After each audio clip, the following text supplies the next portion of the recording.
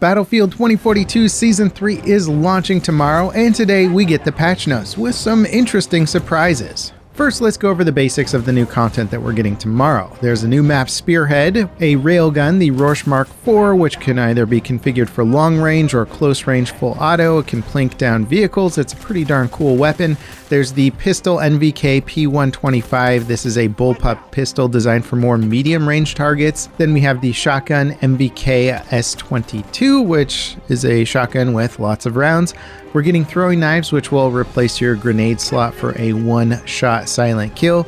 The XM8 LMG is coming in as a portal weapon, and the A91 as well. The new specialist is Rashid Zain, and he comes with an airburst grenade launcher, similar to one that we had in Battlefield 4, and he also has a fast health regeneration perk. Then we also get the new railgun tank, the EMK V90 Tor. This one has two different modes, the normal mobility mode, which is similar to a standard main battle tank, and then the siege mode, which will lower the suspension, drastically reduce the mobility, but increase the rate of fire. We're also getting 100 new levels of a battle pass, and having seen the unlocks already, I think the cosmetics are some of the best that we've seen so far.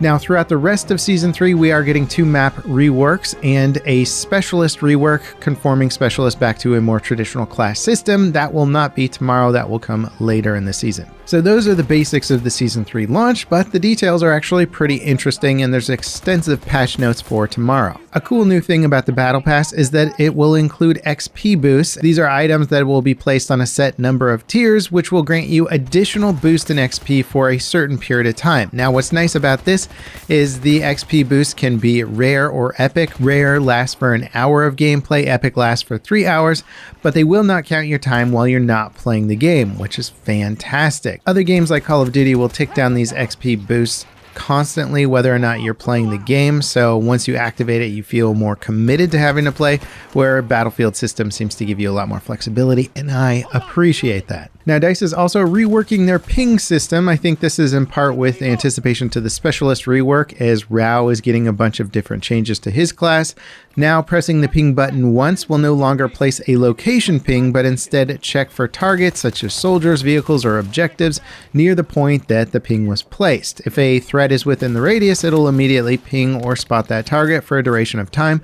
Now, spots are shared with the whole team, while pings are shared with your squad. Pressing the ping button twice in a row will still place a danger ping in a specific location. That is, if you can't see the guy, but you know somebody was somewhere. Pinging targets also no longer has an input delay. Repeatedly pressing the ping button without the system finding any targets will incur a short cooldown, preventing you from spamming the system. When it comes to gameplay reworks, they are working on soldier movement when changing direction, and it will now appear smoother through improved animations and physics. Communication between soldiers equipped with repair tools has also improved when near vehicles.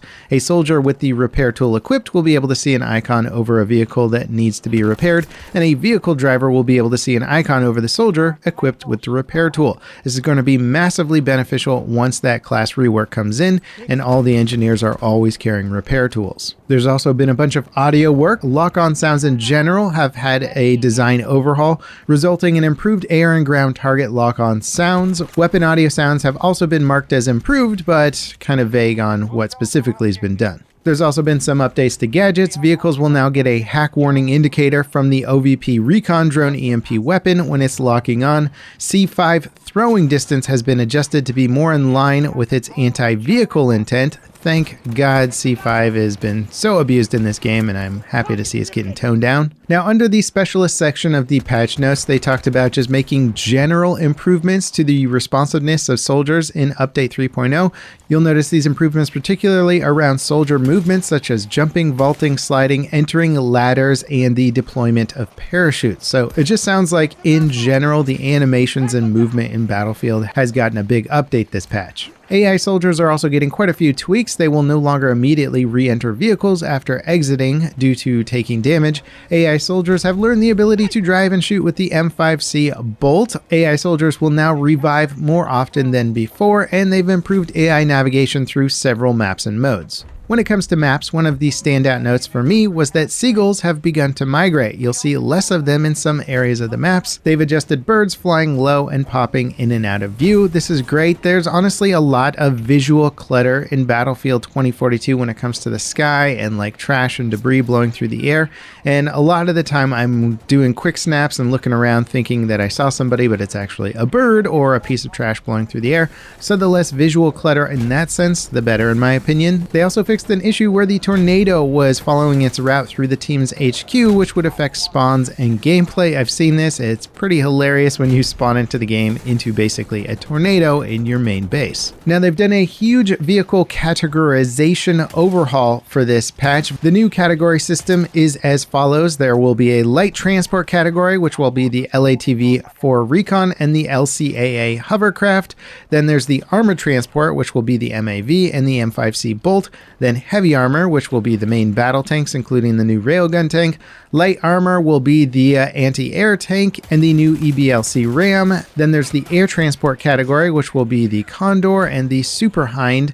Then there's the attack helicopter category, which will be, well, the attack helicopters, the Little Bird helicopter, and the stealth helicopters. And then there is the fighter plane category, which will include the jets. These numbers have also been updated for many of the maps and modes, so you're going to have different quantities from before. What this is going to do is it's going to increase the variety of vehicles that you see in the air, because if there's always a dedicated jet slot, then you're always going to see jets in the air, which are the best counter to helicopters, rather than all the pilots just picking helicopters and then not having really good counters to helicopters. Hopefully this will balance out vehicle gameplay a lot more and create incentives for using a lot of the lesser popular vehicles, since they'll always have a dedicated vehicle slot. They also fixed an issue where AT missiles could not be fired against SOFLAM painted targets, and also anti-aircraft and AA missiles could not be fired against SOFLAM painted vehicles. So I've experienced that before. I didn't know what was happening, but that's good to know it's fixed. Now there is a huge list of weapon tweaks. Here's the ones that I think are the most important, and they're pretty extensive. The crossbow is now going to function properly as a silent weapon. There was a lot of dirt on scopes for the BSVM, and they're cleaning those up. They have improved aim assist functionality when fighting vertical recoil, so that's going to be with controllers, I believe. We'll have to see how much the aim assist helps with the recoil in the game. Shotgun pellet counts have been lowered and damage adjusted to compensate. I think the auto shotgun is one of the most OP ridiculous weapons in the game, so if that balances it out a bit more, that will probably be good in the long run. They fixed an issue with suppressors not silencing properly under certain conditions. They removed the one-shot body shot kill range on the SWS-10 to match the changes on the goal. Basically, their intention is to try and stop people from using the bolt action weapons aggressively in close quarter combat because, well, they're incredibly good and better than many of the other weapons designed for CQB combat. In addition to that, they also decreased the hipfire accuracy on the bolt action rifles. They increased the AKS-74U damage drop-off distance, making it better at medium combat ranges. They've lowered the Avance's damage drop-off. There will no longer be a 4-shot kill range during close range encounters. They increased the NTW-50 damage against light vehicles slightly with anti-material ammo and substantially increased it with anti-material high-powered ammo. They reduced the one-shot body shot range on the NTW-50 from 150 meters down to 100 meters. The M60E4 damage at certain ranges has been lowered from 28 down to 22. They increased the M1911 damage drop-off up to 30 meters. They increased the MP12 Rex damage drop-off distance up to 40 meters. They increased the AC-42 burst per minute from 60 to 170. They increased the PP29 damage drop-off distance under 30 meters. The SCAR's damage from 50 to 75 meters has been lowered from 28 to 22, so this is going to be kind of a big range nerf on that weapon. The semi-auto fire mode is coming back for the AK-12 after a failed experiment. They fixed an issue on some vault weaponry not getting the correct headshot multipliers with some attachments. Across the board, this seems like a pretty good update. It seems like it could even bring some out-of-meta weapons back into the meta. We'll have to see. Battlefield Portal is also being updated with all the new maps, specialist content, and they're adding in some stuff that was missing from Portal and making a lot of adjustments and improvements to weapons like the AN-94, M16, A3, G3, A3, ACWR, M60E4, and SCAR-H. They are all being adjusted. Now, in addition to these patch notes, lead gameplay designer Florian tweeted out some additions that are coming in tomorrow's patch. There's going to be improved latency across the board and better performance specifically for for higher end PCs. Definitely, I'll take that. Sounds great to me. Now, there are a lot more details in these patch notes. I picked out what I think is the most relevant info, but if you read through it, you'll probably notice some little fixes here or there that were impacting gameplay that may have irked you or that you noticed at some point. There's a lot to it. It seems like it's going to be a very good start to Season 3, and the 2 new map reworks plus the Specialist overhaul, which is probably going to be one of the most substantial changes made to the game since launch, could be a very big deal for 2042. I'll probably be streaming 2042 tomorrow, so come on by, say hi, hang out. Now, if you don't want to wait till tomorrow and you just want to watch Season 3 gameplay, check out my video showing off 50 minutes of basically raw combat footage, all organized by the weapon and vehicle type, so you can really see what throwing knives look like, or what the new railgun looks like, or what the new railgun tank looks like. Check out this video. As always, guys, thanks for watching, and I'll see you next time. This is Level Cap, signing off.